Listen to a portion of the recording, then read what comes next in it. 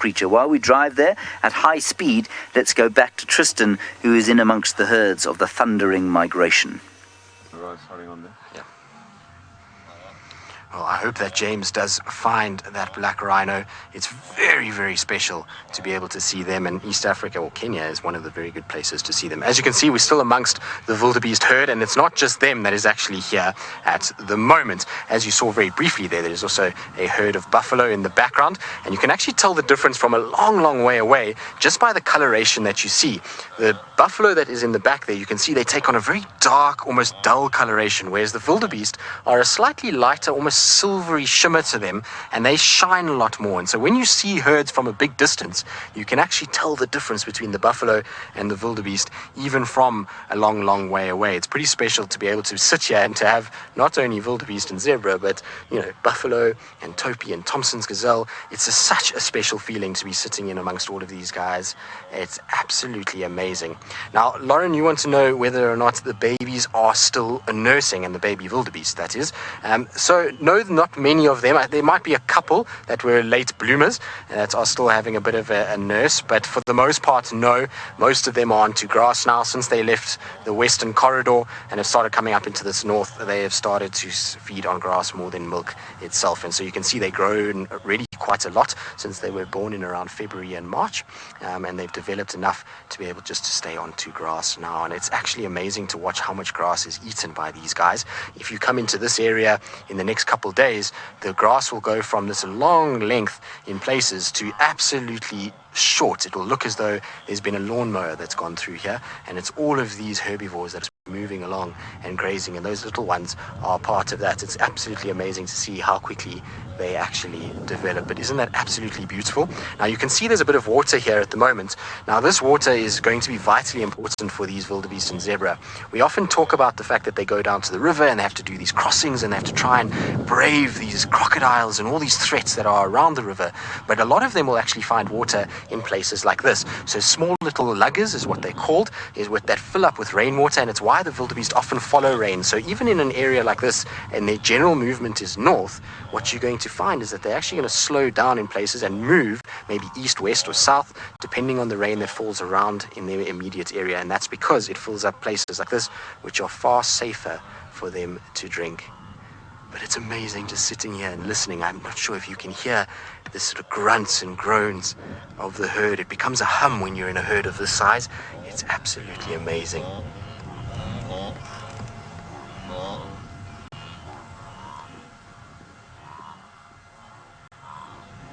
Now, I'm trying to see if I can see any signs of some of the males fighting and trying to compete for a small little area that they can then group females into, but it seems as though everyone's quite calm at the moment, probably because it's quite late in the afternoon. It's been an incredibly hot day here today, and so I wouldn't be surprised that they are just taking it very, very, very easy.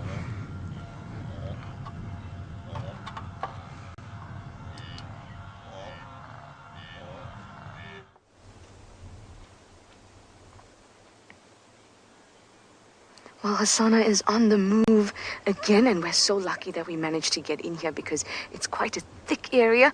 Now, where we have old riverbeds, or what we call drainage lines, this is one of them, and there's lots of trees around, so it's difficult to get around. And of course, if you're a leopard, you can easily just leap about like Hasana did over a few branches earlier.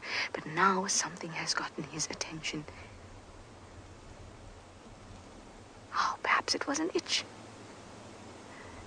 Now, he's a very handsome leopard, and like I mentioned before, oh no, don't go, Hasana.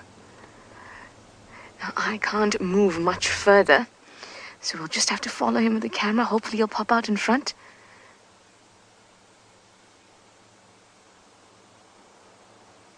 Where are you, boy? He's almost there, he's almost there. You can see his rosettes.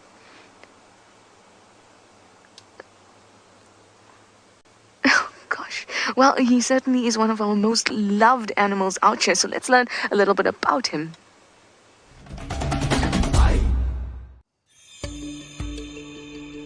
The little chief Hosana was born in February 2016 to Karula, the late Queen of Djuma. We met him and his sister the day they were born. Hosanna was a naughty little leopard from the beginning, and we loved watching his playful antics. Tragically, Karula mysteriously disappeared, leaving her cubs to fend for themselves at just over a year old. Sadly, the little female was unable to keep herself from harm's way and did not survive the loss of their mother. But little Hosanna overcame.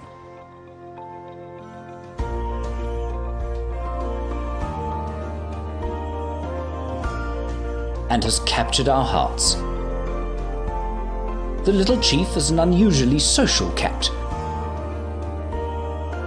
If not entertaining us with his mischievous antics, he is often seeking out the company of his father, Tingana. Hosanna is maturing, however, and will soon begin to display territorial behavior, a situation that Tingana will almost certainly not tolerate. Then, the young chief will have to find his own domain. Hosanna has survived against the odds to become a magnificent, independent young male leopard.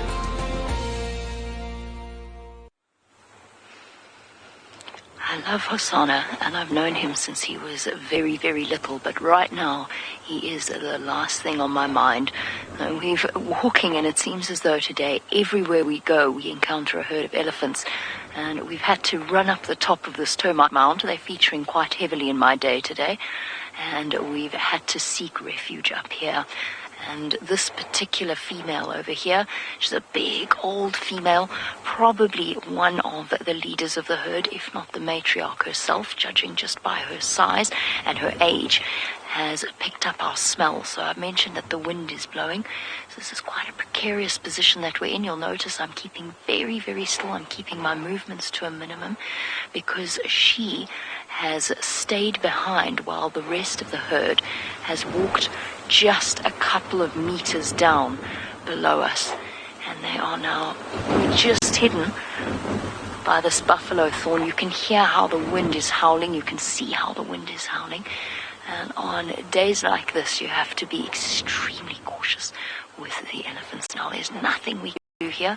We have to sit tight, we have to keep still, and I have to keep my voice down so that these elephants feel comfortable and relaxed enough to walk off.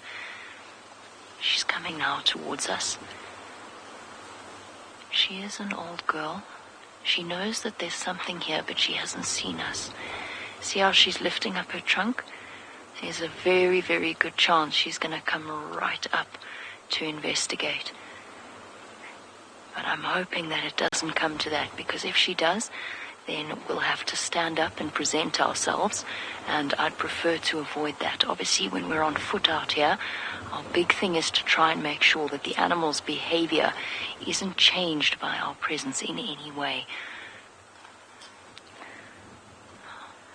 All right.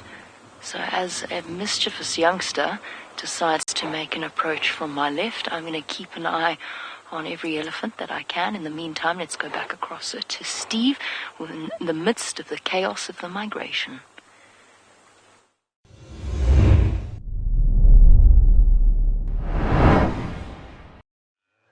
Yes, indeed, Jamie. Elephants on foot are some of the best and most wonderful experiences to behold. And you are with us live again in the Mara with the CGTN Wild Wonderland live show. And we have moved off slightly from our two flat cats. I can still see them with my binoculars in the distance. They're not doing too much.